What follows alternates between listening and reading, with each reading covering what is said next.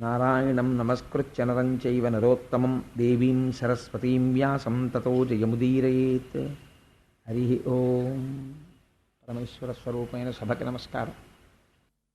భగవత్కథ. భగవత్కథ అన్నదానికి అర్థం భగవంతుణ్ణి నమ్ముకుని జీవితాన్ని నడుపుకున్నటువంటి మహాభాగవతుల యొక్క చరిత్ర. ఎందుకంటే మహాభాగవతుల యొక్క చరిత్రతో కలిసే కదా భగవంతుని యొక్క అనుగ్రహ ఆవిష్కరణం అన్నది అంతర్భాగంగా ఉంటుంది. అందుకని భగవత్ సంబంధమైనటువంటి కథ కనుక భాగవతము. భాగవతము తెలిసి విన్నా తెలియక విన్నా, కేవలము కథాస్వరూపంగా భాగవతం వినపడినా కూడా జీవితానికి ఒక గొప్ప అదృష్టమే. ఎప్పటికో వింటాడు భాగవతాన్ని.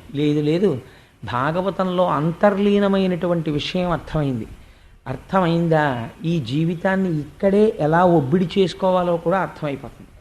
కానీ నాకైతే అనిపిస్తుంది జీవితంలో భాగవతాన్ని వినడం తటస్థించడం కొంచెం కష్టమేమో అనిపిస్తూ ఉంటుంది. ఒకవేళ అలా వినడం జరిగితే అది మాత్రం జీవితంలో ఎక్కడో అక్కడ దాని తాలూకా ప్రభావం ఉండి తీరుతుందండి. అది కేవలం అలా వదిలిపెట్టేయడం కుదరదు. ఏదో ఒక సందర్భంలో ప్రత్యేకించి శరీరమునకు పటుత్వము తగ్గుతున్నటువంటి సమయంలో భాగవతం లోపల ధారణ చేసి ఉంటే ఒక గొప్ప పూనిక, గొప్ప ధైర్యం వస్తాయి. జీవితం ఈశ్వరాభిముఖం అవుతుంది. కాబట్టి అది ఎప్పటి నుంచో మనం పొందనటువంటి దాన్ని పొందడానికి భాగవతం తప్ప శరణ్యం లేదు. అటువంటి మహోత్కృష్టమైనటువంటి గ్రంథం.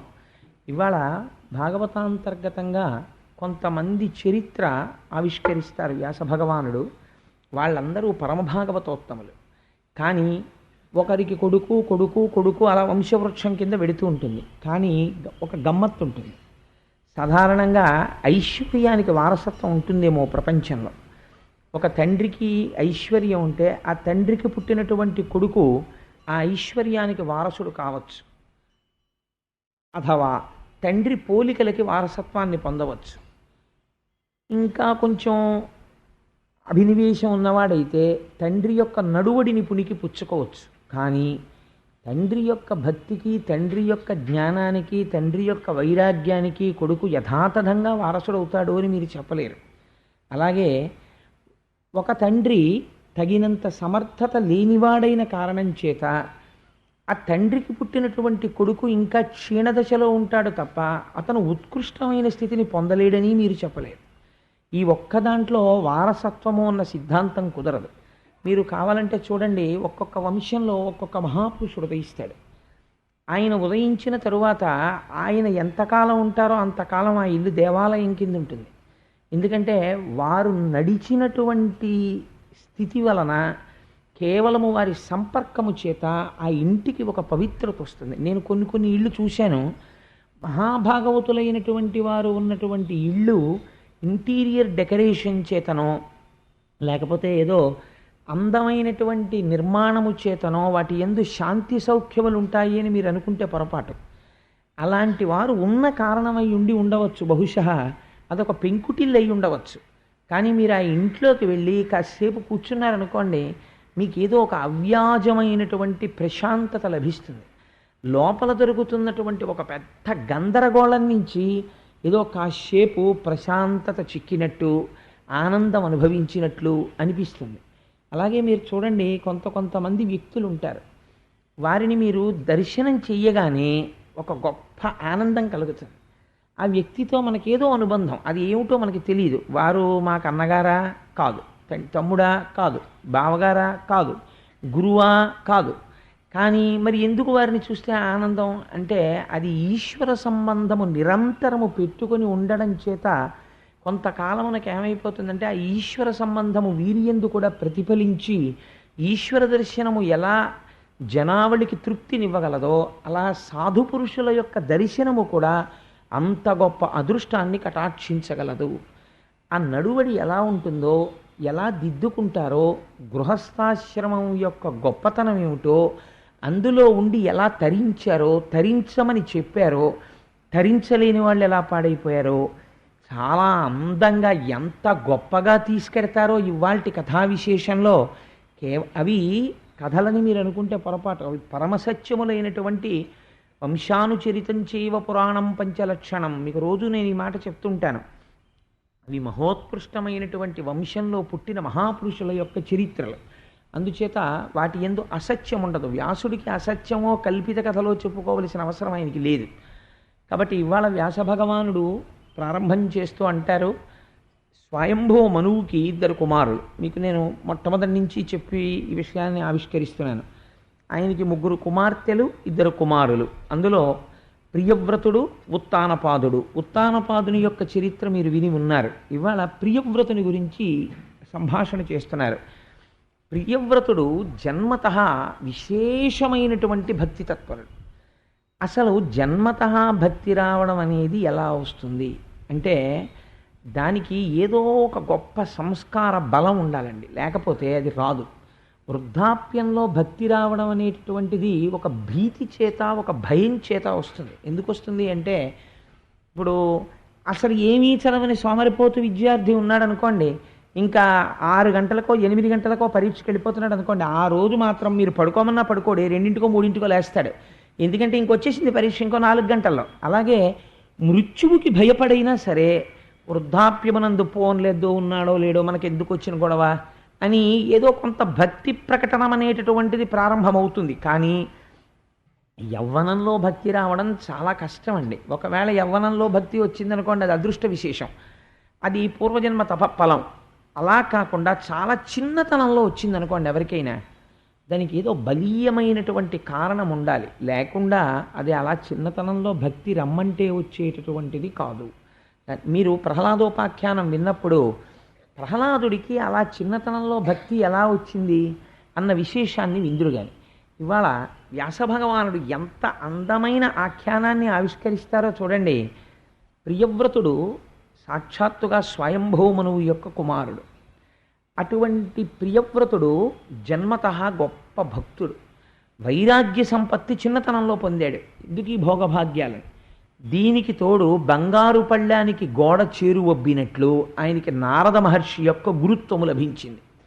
నారద మహర్షి వారిని గంధమాదన పర్వతం దగ్గర ఒక గుహలో కూర్చోపెట్టి జ్ఞానబోధ చేస్తూ ఉండేవారు. ఇంత జ్ఞానాన్ని పొంది, ఇంత భక్తి పొంది, ఇంత వైరాగ్యాన్ని పొందినటువంటి వాడు ఎంతటి స్వయంభౌమనువుకి కుమారుడైతే మాత్రం ఏమిటి ఆయన రాజ్యం స్వీకరిస్తాడా? స్వీకరించాడు. అందుచేత ఒకనాడు తండ్రి గారు వెళ్ళి కుమారుణ్ణి అడిగాడు, నాయన నీకు పట్టాభిషేకం చేద్దాం అనుకుంటున్నాను, నీకు నీ తోడ పుట్టినటువంటి వాడికి ఇద్దరికీ సమానంగా రాజ్యం ఇద్దాం అనుకుంటున్నాను, నువ్వు వచ్చి రాజ్యమును పరిపాలన చెయ్యవలసినది. నేను ఇంకా ఈ రాజభోగముల యందు విరక్తి చెంది ఉన్నాను. ఈ మాట చాలా కష్టం అండి, కథలో చెప్పినంత తేలికేం కాదు. నేను విరక్తి చెందాను, అందుకని నేను తపస్సుకి వెళ్ళిపోతున్నాను, అందుకని నువ్వు వచ్చి రాజ్యాన్ని స్వీకరించు అన్నాడు. అంటే ప్రియవ్రతుడు ఒక గమ్మత్తైన మాట అన్నాడు. ఈశ్వరుణ్ణి కదిపేవి ఏవి కదుపుతాయో తెలుసా అండి? చాలా గమ్మత్తైనటువంటి మాటలే కదుపుతాయి ఆయన్ని.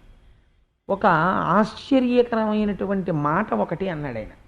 ఆయన ఏమన్నాడంటే, నాకు ఈ ప్రకృతి యొక్క సంబంధము, దీని యొక్క బంధనము గురించి నాకు బాగా తెలుసు. ఈ శరీరముతో వచ్చినటువంటిది బంధనములను పెంచుకొని అవిద్యయందు, కామక్రోధములయందు, అరిషడ్వర్గములయందు కూరుకుపోవడానికి కాదు. పైగా నేను ఒకసారి రాజ్యం ఏలడం మొదలుపెట్టి అంతఃపురంలో జీవనం చేయడం ప్రారంభిస్తే నా అంత నేను తెలియకుండానే గోతిలో పడిపోతాను. అందుకని నాన్నగారు నాకు రాజ్యం అక్కర్లేదు, నేను ఇలాగే ఉండి ఈశ్వరుణ్ణి చేరుకుంటాను, భగవంతుడి గురించి తపిస్తానన్నాడు. ఈ మాట వినగానే కదిలిపోయిన వాడు ఎవరో తెలుసా అండి? చతుర్ముఖ బ్రహ్మగారు కదిలేరు. ఇది ఆశ్చర్యం. కదిలి ఆయన గబగబా వచ్చాట. హంసవాహనుడగుచు ఇంద్రాదులెల్లగదిసి సేవింప బ్రహ్మలోకమున నుండి సన్మునీంద్రులు తన్ను ప్రశంస చేయ అల్లనల్లనయుడు వీధి నరుగుదించే. హంసవాహనం ఎక్కి పక్కన ఇంద్రాది దేవతలు కొలుస్తుండగా, సన్మునులైన వాళ్ళందరూ స్తోత్రం చేస్తుండగా ఆ బ్రహ్మగారు భూమి మీదకి దిగొచ్చాడు. ఎందుకు రావాలి అంటే, ప్రజోత్పత్తిని చేసి రాజ్య పరిపాలన చేసి ధర్మాన్ని నిర్వహించమని స్వయంభౌమనుని చతుర్ముఖ బ్రహ్మగారు సృష్టించారు. బ్రహ్మగారు ప్రజోత్పత్తిని చేసి ఈయన ప్రియవ్రతుణ్ణి, ఉత్తానపాదుణ్ణి సృష్టించాడు. ఇప్పుడు ఈ ప్రియవ్రతుడు ఈశ్వరాభిముఖుడై వెళ్ళిపోతానంటున్నాడు, నేను సంసారమునందు ప్రవేశించనంటున్నాడు. ఇప్పుడు బ్రహ్మగారు ఊరుకున్నారనుకోండి, ఇదే లోకమున కట్టుబాటు అయిపోతుంది. అంటే గృహస్థాశ్రమమునందు ప్రవేశించడం అనేటటువంటిది అత్యంత ప్రమాదకరము. కాబట్టి దాని యందు ప్రవేశించరాదు. ఒకవేళ ఎవరైనా తెలియక ప్రవేశించాడు అనుకోండి గృహస్థాశ్రమంలో, అప్పుడు ఇంకా పెళ్ళికి వెళ్ళి అక్షతలేయడం అన్నది ఏమైపోతుందంటే పరమ పాపకర్మ చూడ్డానికి వెళ్ళడం కింద అయిపోతుంది. అప్పుడు వైదికమైనటువంటి సంప్రదాయంలో వివాహం అనేటటువంటిది, సంసారంలో ఉండడం అన్నది, గృహస్థాశ్రమం అన్నది పావనం ఎలా అవుతుందండి? కాబట్టి ఇప్పుడు ఏదో అయోమయం ఉంది ప్రియవ్రతుని యందు. గృహస్థాశ్రమము అనేటటువంటిది అరిషడ్వర్గములకు నిలయము, అందుకని నేను రానంటున్నాడు. అది యథార్థమైతే ప్రియవ్రతుడు నిజంగా గృహస్థాశ్రమంలోకి ప్రవేశించలేదనుకోండి, తరించాడో తర్వాత తరించలేదో తరువాతి మాట, కానీ అది మాత్రం ఒక మహాపురుషుడు ఏది ఆచరిస్తాడో అది దేశమునకంతటికీ సంప్రదాయం అవుతుంది. తర్వాత వాళ్ళు ఏమంటారు, ఇంకా వంశం ఉత్పత్తి ఎక్కడ ఉంటుంది? ఉత్తానపాదుడి వైపు ఉంటుంది. ఉత్తానపాదుడి వైపు ఉన్న తర్వాత వాళ్ళు మా వంశంలో ఫలానా ప్రియవ్రతుడు అసలు గృహస్థాశ్రమంలోకి వెళ్ళడానికి భయపడ్డాడు, మేమెందుకు వెళ్ళాలని వెళ్ళడం మానేశారనుకోండి, ఇంకా ప్రజోత్పత్తి ఎక్కడ ఉంటుంది అసలు? మరి అలాంటప్పుడు ప్రజోత్పత్తి చెయ్యమని బ్రహ్మగారు స్వయంభూమనువికి చెప్పిన మాటకి విలువ ఏముంది అసలు? అసలు గృహస్థాశ్రమం అనేటటువంటి ఒక ఆశ్రమాన్ని ఎందుకు ఏర్పాటు చేసినట్టు? ఇది సత్యమా అసత్యమా? ఉండొచ్చా ఉండకూడదా? ఇందులో ఉండడం ప్రయోజనకరమేనా అప్రయోజనమా? ఇందులోకి మరి ఎందుకు ప్రవేశిస్తున్నట్టు? వైదిక మంత్రాలతో వివాహాలు ఎందుకు చేస్తున్నట్టు? ఇది సక్రమమా అక్రమమా? ఇప్పుడు నిర్ధారింపబడాలి. ఈ మాటకు అందుకు కదిలేరు చతుర్ముఖ బ్రహ్మగారు. మీరు కథగా విన్నారనుకోండి, మీకు ఆ కదలిక యొక్క అర్థం ద్యోతకము కాదు. ఇప్పుడు ఎవరి గురించి మాట్లాడుతున్నారు బ్రహ్మగారు అంటే, మీ గురించి మాట్లాడుతున్నారు, నా గురించి మాట్లాడుతున్నారు, మనమందరం ఉన్న పరిస్థితిని గురించి మాట్లాడుతున్నారు. ఇలా ఉండడం ఒప్ప తప్ప తీర్పు చెప్తున్నారు బ్రహ్మగారు. ఆయన అన్నారు, కోరి వెట్కన నేను నారదుండును నీవు అందరి మీద ఈశ్వరాజ్ఞపూని అడుగకెప్పుడు చెయ్యుచున్నవారముగాన అతని యాజ్ఞ తప్పనలవి కాదు. నాయనా ప్రియవ్రత, నీ అంతటా నువ్వు ఒక నిర్ణయానికి వస్తున్నావు. ఏమని? నేను సంసారములో ప్రవేశించను. నువ్వు ఒకటి ఆలోచించు, వేదము అని ఒకటి ఉన్నది. వేదము ఎవరు చెప్పారు? వేదం అంటే ఈశ్వరాజ్ఞ. ఆయన అది అపౌరుషేయము, ఒకళ్ళు రచించలేదు. ఈ వేదం ఎలా వచ్చిందంటే, ఋషులైనటువంటి వారు తపస్సమాధిలో ఉండగా వారికి ఈశ్వర వాణి వినపడింది. ఈశ్వర వాణి వినపడితే వాళ్ళు వినపడినటువంటిది స్వరంతో వినపడింది. వాళ్ళకి ఏది వినపడిందో వాళ్ళు దాన్ని రాయలేదు, వ్రాయకుండా అట్టే పెట్టారు. వాళ్ళు విన్నదాన్ని వాళ్ళ శిష్యులకి వినిపించారు స్వరంతో. శిష్యులు ఆ స్వరంతో అందుకున్నారు, చెవితో విన్నారు. ఈ అందుకున్న శిష్యుడు తాను అందుకున్న దాన్ని వల్లె వేశాడు, మరుపుకి రాకుండా వల్లె వేశాడు. పొరపాట్న కాలగతిలో మంత్రంలో ఒక శబ్దం మారుతుందేమోనని ఘన జట వచ్చాయి. అందుకే మీకు శ్లోకాలకి పద్యాలకి ఘన జట ఉండవు, వేదానికే ఘన జట ఉంటాయి. ఘనాపాటి గారండి, ఆయన జట చెప్తారు వినండి అంటారు. జట చెప్తారంటే ఏం చేస్తారు? నమ సోమాయిచ రుద్రాయిచ. మన సుబ్రహ్మణ్య శర్మ గారు లేరేమో సభలో, ఉన్నారేంటి? అదిగో మహానుభావుడు ఇక్కడే ఉన్నారు. మీరు ఎలాగో సభలో మహానుభావుడు ఉన్నారు కదా, మీరు ఒక్కసారి వేదిక మీదకి రండి. ఓ జటలో ఒక్క ముక్క అనండి, ఆ వేదం కూడా వినపడుతుంది, అందరూ సంతోషిస్తారు. మీరు కూడా వేదిక మీద కూర్చుంటే నాకు ఆనందంగా ఉంటుంది. ఒక్క మాట అనండి, రండి పైకి రండి. ఒక వేద పురుషుణ్ణి చతుర్ముఖ బ్రహ్మగారు వచ్చినట్టమ్మా ఇవాళ, కాదా? బ్రహ్మగారు వచ్చినట్లే ఒక జటలో ఒక ముక్క అనండి, వాళ్ళకి బాగా అర్థమవుతుంది అప్పుడు. ఓం నమః సోమాయ సోమాయ నమో నమః సోమాయ చ సోమాయ నమో నమః సోమాయ చ సోమాయ చ సోమాయ సోమాయ చ రుద్రాయ రుద్రాయ చ సోమాయ సోమాయ చ రుద్రాయ చ రుద్రాయ రుద్రాయ చ రుద్రాయ చ రుద్రాయ చ రుద్రాయ చ రుద్రాయ చ రుద్రాయ రుద్రాయ చ నమో నమశ్చ రుద్రాయ రుద్రాయ చ నమః. చాలా సంతోషం అండి. బ్రహ్మగారంటే వేదం చూసారా? అనుకోకుండా చతుర్ముఖ బ్రహ్మగారు రావడం అంటే ఇదే. మహానుభావ మీకు నమస్కారం, చాలా సంతోషం అండి. అది ఆ జట అంటే విన్నారమ్మా, అందులో అష్టమానువాకంలో రుద్రాధ్యాయంలో నమ సోమాయ చ రుద్రాయ చ నమస్తామ్రాయ చ అరుణాయ చ నమ శంగాయ చ పశుపతయే చ నమ ఉగ్రాయ చ భీమాయ చ నమో వగ్రే వధాయ చ దూరే వధాయ చ నమో హంత్రే చ హనీయసే చ నమో వృక్షేభ్యో హరికేశేభ్యో నమస్తారాయ నమ శంభవే చ మయోభవే చ నమ శంకరాయ చ మయస్కరాయ చ నమ శివాయ చ శివతరాయ చ అని ఒక మంత్రం. దాన్ని భ్రంశము కాకూడదు. రేపొద్దున్న ఎవరైనా అచ్చు తప్పనో లేకపోతే దానికి ప్రక్షిప్తమైపోవడమో ఇంకోటి దాన్ని కలిపేయడమో చేసి సోమాయచ దగ్గర ఇంకో మాట పెట్టడానికి వీలు లేదు. అందుకని జట చేస్తారు, అటు ఇటు వేసి అల్లుతారు. అప్పుడు ఆ పదం అదేనా అంటే ఇంక అనుమానం రాదు. అలా చెప్పాలంటే గురువుల దగ్గర కూర్చుని స్వరంతో నేర్చుకుంటారు. అందుకే శృతి వినపడుతుంది. మహానుభావుడు కృష్ణావధానుల గారి దగ్గర కొన్ని సంవత్సరాలు శిష్యరికం చేశారు సుబ్రహ్మణ్య శర్మ గారు. అందుకని అది వినబడినది శృతి. అందుకే శృతి రూపిణి అంటే ఎవరు? వేదముయే శృతి రూపిణి, శృతి రూపిణియే గాయత్రి, గాయత్రియే లలిత. సాక్షాత్ శబ్దస్వరూపిణి అయి ఏ తల్లి ఉన్నదో ఆ తల్లి పేరే శృతి రూపిణి అని లలితా సహస్రంలో అమ్మవారికి ఒక నామం.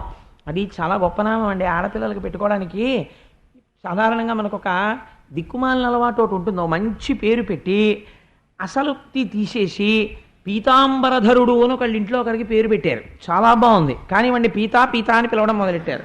ఎందుకనంటే పీతాంబరధరుడు పేరు, కానీ వాళ్ళు అలా పిలవరు, సగానికి కత్తిరించేస్తారు. అలాగ ఎంత ప్రమాదం చూడండి. పీతాంబరధరుడు ఎక్కడ, పీత ఎక్కడ?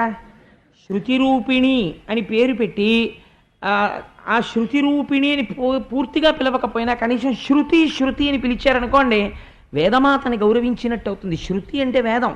అందుకని అదొక గొప్ప పేరు లలితా సహస్రనామ స్తోత్రంలో ఆడపిల్లలకి. సరే, అందుచేత అటువంటి వేదము ఈశ్వరవాణి. బ్రహ్మగారు అంటున్నారు, ఏమయ్యా ప్రియవ్రత, నీ అంత నువ్వు ఒక నిర్ణయానికి వస్తున్నావు, గృహస్థాశ్రమము ప్రమాదకరము, నేను వెళ్ళనంటున్నావు. నీకు నాకు సమస్త లోకపాలులకు బ్రాహ్మణులకు అందరికీ ఎవరి వాక్కు శిరోధార్యమో ఒక ప్రమాణం ఏమైనా ఉన్నదా? ఇది ఏ ప్రమాణమో అని చెప్పడానికి మనకి ఏదైనా వాక్కు ఉన్నదా? ఉన్నది. ఏది ఉన్నది? అదే ఆయన చెప్తున్నారు. ఈశ్వరాజ్ఞ పూని అడుగకెప్పుడు చేయుచున్న వారముగాన అతని యాజ్ఞ తప్పనలవి కాదు. మనం ఏది అనుభవించినా, ఏది చేసినా, ఏది ప్రమాణమై ఉంటుంది? వేదమే ప్రమాణము. వేదము ప్రమాణము కాదని మీరు సొంత నిర్ణయం తీసుకుని ప్రవర్తించారనుకోండి, నాస్తికుడు అని పిలుస్తారు. ఈశ్వరుడు లేడన్నవాడిని నాస్తికుడు అనరు, వేదము ప్రమాణము కాదన్నవాడిని నాస్తికుడు అంటారు. అందుకే వేదము కనపడినా, వేద పండితుడు కనపడినా వెంటనే నమస్కరించవలసినదే. అది బ్రహ్మగారి యొక్క ముఖస్వరూపము. సాక్షాత్తుగా ఈశ్వరుడు యొక్క ముఖమునందుంటాడు వేదం చెప్పిన పండితుడు. అందుకే బ్రాహ్మణోస్య ముఖమాసీత్ బాహూరాజన్యకృత. బ్రహ్మగారి యొక్క స్వరూపమే. చూడండి, ఈశ్వరానుగ్రహం అంటే చతుర్ముఖ బ్రహ్మగారు వచ్చారనేటప్పటికీ ఎందుకుంటారు అని కూడా ఆలోచన లేకుండా గబుక్కుని నేను సుబ్రహ్మణ్య శర్మ గారు ఉంటే బాగుండు సభలో అన్నాను. వారు వచ్చారు వేదిక మీద, కంటే బ్రహ్మగారు వచ్చినట్టే సభలో. నేను వారి నోటంటే ఆ మాట వినపడింది ఇవాళ. ఇదే భాగవతం సార్థకత పొందడం అంటే. అందుచేత ఆయన అన్నారు, ఆ ఈశ్వర వాక్కు ఏది ఉన్నదో అది మనకి ప్రమాణము. ఆ ఈశ్వర వాక్కు మనకేమని చెప్తోంది? మానవుడు తరించడానికి అవరోధము ఒకటి ఉన్నది. అవరోధమును నువ్వు వైరాగ్య సంపత్తి చేత, భక్తి చేత మార్చుకొనగలిగితే నీకది బలము అయి ఉన్నది. కన్ను ఉన్నది, మీరు జాగ్రత్తగా గమనించండి. నాశనం అయిపోవడానికి కన్ను ఒక్కటి చాలు. అజామీలుడు దేనివల్ల పాడైపోయాడండి? ఒక్క కంటితో ఒక్క దృశ్యమును చూసి జీవితం పాడైపోయింది. ఒక్క మాట నోటితో పలికి ఊర్ధ్వలోకాలకు వెళ్ళిపోయాడు. ఇప్పుడు ఏమైంది? ఒక ఇంద్రియం నశింపచేస్తోంది, ఒక ఇంద్రియం రక్షించేస్తోంది. ఇంద్రియం రక్షిస్తుందా, ఇంద్రియం నశింపచేస్తుందా? ఇంద్రియానికి సంబంధం లేదు. ఇంద్రియాన్ని మీరెలా వాడుకుంటున్నారు అన్నదే ప్రమాణం, అంతే. ఈశ్వరుడు మీకు సాధన సంపత్తులు ఇచ్చాడు. ఒక పిల్లవాడిని తండ్రి నమ్మాడు. నమ్మి, నాన్న బాగా చదువుకో అని ఒక 5,000 రూపాయలు ఇచ్చి చదువుకోవడానికి పంపించాడు. ఆ పిల్లవాడు 5,000 రూపాయలు పెట్టి, నాన్నగారు 3,000 రూపాయలు పెట్టి నేను మంచి మంచి పుస్తకాలు కొనుక్కుని చదువుకుంటున్నాను నాన్నగారు, ఇంకొక 2,000 పంపండి అన్నాడు. తండ్రి సంతోషపడిపోయి ఇంకో 2,000 పంపుతాడు. ఆ 3,000 రూపాయలు వాడు దురభ్యాసాలకి ఖర్చు పెట్టాడు అనుకోండి. ఇక్కడున్న తండ్రి తప్ప డబ్బు పంపడం ఆయన తప్పు కాదు. ఈశ్వరుడు ఇంద్రియాలు ఇవ్వడం తప్పు కాదు. ఈశ్వరుడు ఇంద్రియాలు ఇచ్చినది దేనికి? మీరు బాగా గుర్తుపెట్టుకోవలసిన విషయము. ఇంద్రియాలని ఎందుకు ఇచ్చాడో తెలుసా? మీరు బాగా గమనిస్తే ఇంద్రియాలని ఇవ్వడానికి ప్రధానమైన కారణము వర్షాకాలంలో, వేసవి కాలంలో ఎండవేడిమికి, వర్షాకాలపు నీటి ధారకి తట్టుకోలేమని మీరు ఇల్లు ఎలా కట్టుకున్నారో ఈశ్వరుడు మీకు ఇంద్రియాన్ని అందుకు ఇచ్చాడు. బయట భోగోపకరణములు ఉంటాయి, ఇక్కడ భోగం అనుభవించాలన్న తృష్ణ ఉంటుంది. ఇంద్రియం దానికి మీరు ఉపయోగించకుండా పట్టుకుని అట్టెపెట్టారనుకోండి, బలవంతంగా అట్టెపెట్టారనుకోండి, అది ఎప్పుడో అప్పుడు ఆ సుఖాన్ని కోరుతూనే ఉంటుంది. అసలు పుట్టిన దగ్గర నుంచి ఎప్పుడూ వాడికి అసలు గోంగూర పప్పు అంటే ఏమిటో తెలియదు అనుకోండి. తెలియకుండా ఒక పిల్లాన్ని షడ్రుచులతో ఒక పిల్లవాడిని పెంచుతున్నారు అనుకోండి. మీరు ఊహ చేయండి. చేస్తే ఒక పిల్లవాడికి మీరు షడ్రసోపేతమైన భోజనం పెడుతున్నారు. ఒక పిల్లవాడిని ఏదో చాలా పెద్ద పండితుడిని చెయ్యాలి, వాడిని గొప్ప వైరాగ్యవంతుడిని చెయ్యాలని వాడికి మీరు రోజు చప్పిడి మాత్రమే పెడుతున్నారు.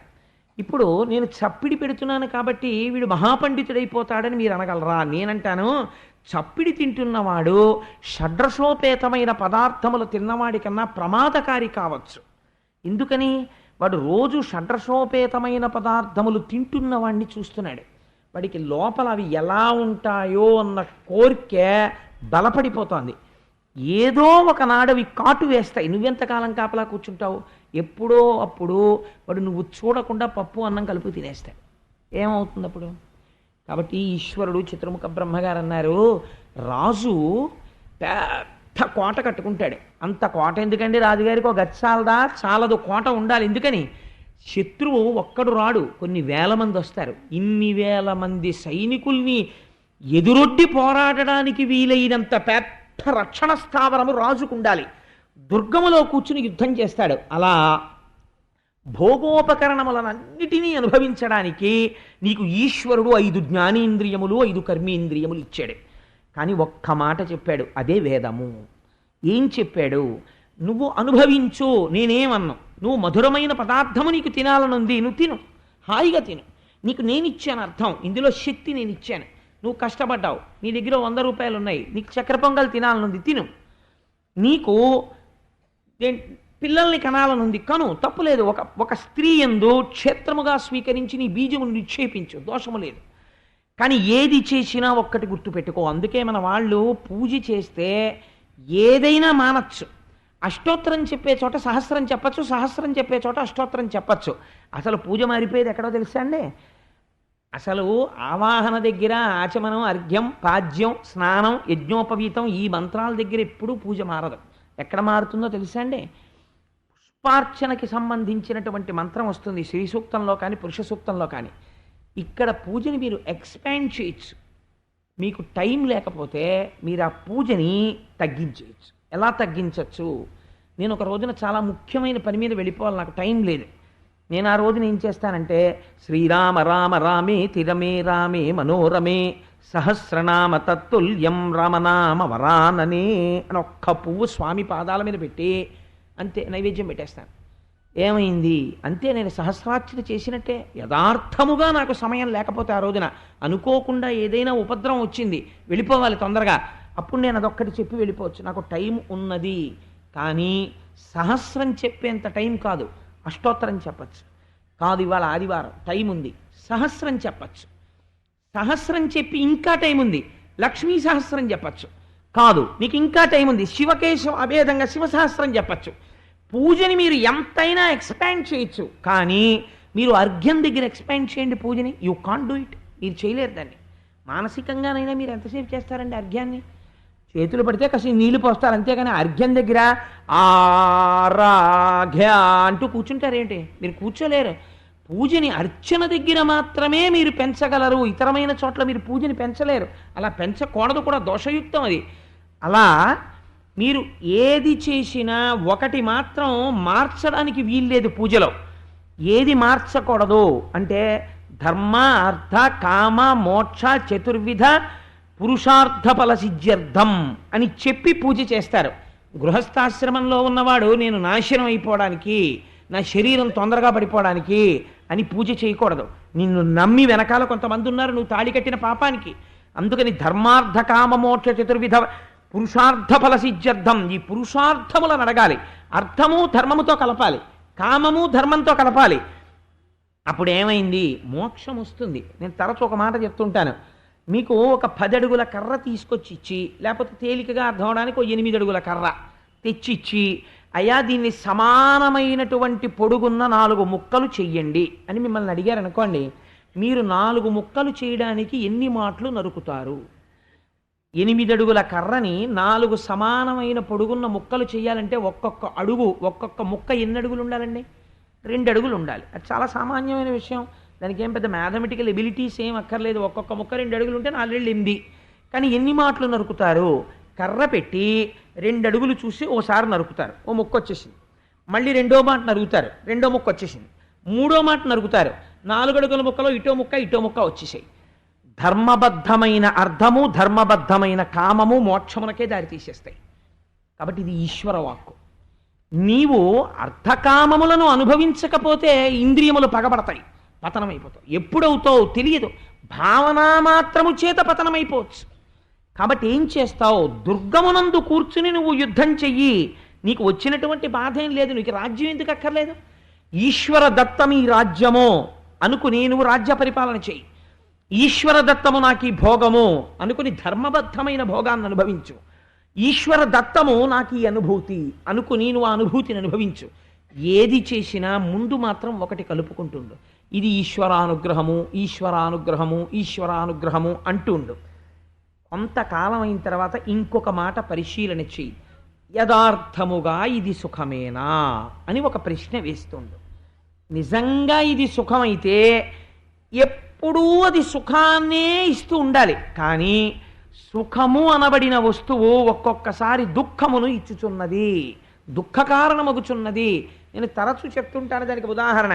ఏదో మీకు ఇష్టమైనటువంటి పదార్థాన్ని కొంత నోట్లో వేసుకున్నారనుకోండి బాగుంటుంది, కొంచెం ఎక్కువ వేసుకున్నారనుకోండి దుఃఖం వస్తుంది, అబ్బో వద్దనిపిస్తుంది. కాబట్టి వస్తువు సుఖమా దుఃఖమా? సుఖము కాదు దుఃఖము కాదు, మీ మనస్సు యొక్క భావన. కాబట్టి మీరు అలా పరిశీలించగా జగత్తులో ఉన్నటువంటి వస్తువులతో కూడిన సంగము కేవలం దుఃఖహేతువే, వాని ఎందు సుఖము లేదు అని అర్థమైపోతుంటుంది. ఇలా అర్థం అవగా వైరాగ్యం వస్తుంది. ఇప్పుడు వైరాగ్యం వచ్చేసిన తర్వాత ఇంద్రియాలు తిరగబడవు. ఎందుకంటే వాటి అనుభవంతో తెలుసుకున్నాడు అది సుఖం కాదని. తిరగబడిన ఇంద్రియములు తనకి ఆస్తిగా మారిపోతాయి ఈశ్వరార్చన చేయడంలో. ఇప్పుడు సుఖం ఎక్కడుందో తెలుసుకున్నాడు. కళ్ళు ఈశ్వరుణ్ణి చూడడంలో అలసట పొందవు, చేతులు ఈశ్వరుడి అర్చన చెయ్యడంలో అలసట పొందవు, ముక్కు సువాసన చూడడంలో, ఈశ్వర నిర్మాల్యాన్ని సువాసన చూడడంలో అలసట పొందదు. ఇంకా చూపించు అంటుంది. అప్పుడు ఏమైంది?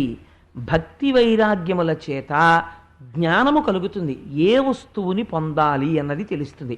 అదే సత్యం తెలుసుకోవడం. సత్యం అంటే మారనిది, ధర్మం అంటే మారునది. ఇంతే. మీరు జాగ్రత్తగా గుర్తుపెట్టుకుంటే చాలా తేలికండి.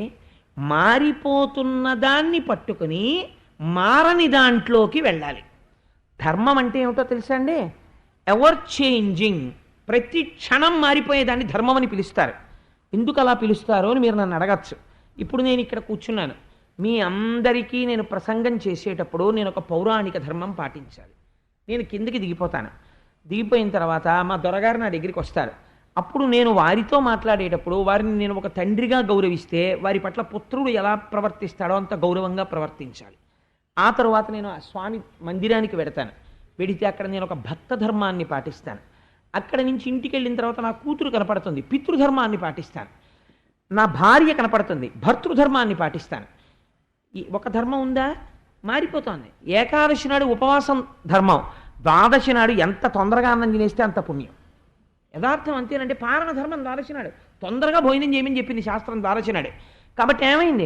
ఏకాదశి నాడు ఉన్న ధర్మం ద్వాదశి నాడు లేదు. భార్య ముందు ఉన్న ధర్మం తల్లి దగ్గర లేదు, తల్లి దగ్గర ఉన్న ధర్మం తండ్రి దగ్గర లేదు, తండ్రి దగ్గర ఉన్న ధర్మం ఆఫీసర్ గారి దగ్గర లేదు, ఆఫీసర్ గారి ధర్మం అతిథి దగ్గర లేదు.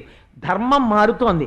మారుతున్న ఇన్ని ధర్మాల్ని నువ్వు జాగ్రత్తగా అనుష్ఠిస్తే మారని సత్యమును తెలుసుకుంటావు. సత్యమే ఈశ్వరుడు. ఆ ఈశ్వరుడు తెలుస్తాడు. అందుకని నువ్వు ఇప్పుడు మారుతున్న ధర్మాన్ని అనుష్ఠానం చేయడానికి ఎందులో ఉండాలి? గృహస్థాశ్రమంలోకి వెళ్ళాలి. గృహస్థాశ్రమంలోకి వెళ్ళిన తరువాత నీకు వచ్చిన జ్ఞానము స్థిరమైన జ్ఞానమయ్యా. అందుకని నువ్వు అందులోకి ప్రవేశించు. నీకు వచ్చిన దోషం ఏమిటి? నీకు వచ్చిన కష్టం ఏమిటి? ఈశ్వరాజ్ఞని ఉల్లంఘించిన వాడి అవుతావు. లేకపోతే అయితే మీరు నన్ను ఒక మాట అడగచ్చు, ఏమండి మరి గృహస్థాశ్రమంలోకి వెళ్లకుండా కొంతమంది సన్యసించిన వాళ్ళు ఉంటారు, వాళ్ళందరూ తప్పు చేసిన వారా అని మీరు నన్ను అడగవచ్చు. మీరు ఒక విషయాన్ని బాగా జ్ఞాపకం పెట్టుకోండి. ఏ సిద్ధాంతమునకైనా కూడా మహాపురుషులైనటువంటి వారి యొక్క మినహాయింపులు ఉంటాయి.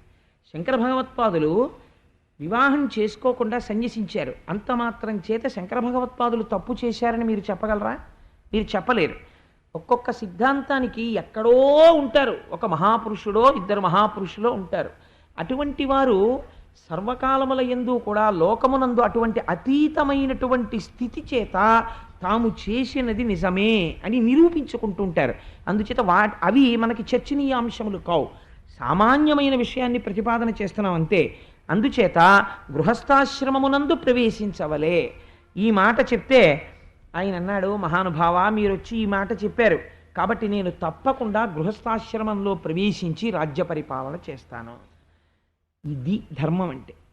పెద్దలైనటువంటి వారు వచ్చి చెప్పినప్పుడు వారి మాట వినేటటువంటి లక్షణము ఎవరికి ఉన్నదో వాడు బాగుపడతాడు. నాశనం అయిపోతున్నాడని గుర్తేమిటో తెలుసా అండి? సాధారణంగా ఒక మాట వస్తుంటుంది నోటి వెంట, ఏమిటో తెలుసా? ఏమిటండి, నేను కాని తలుచుకున్నానా సాక్షాత్తుగా ఈశ్వరుడు వచ్చినా లొంగనంటాడు.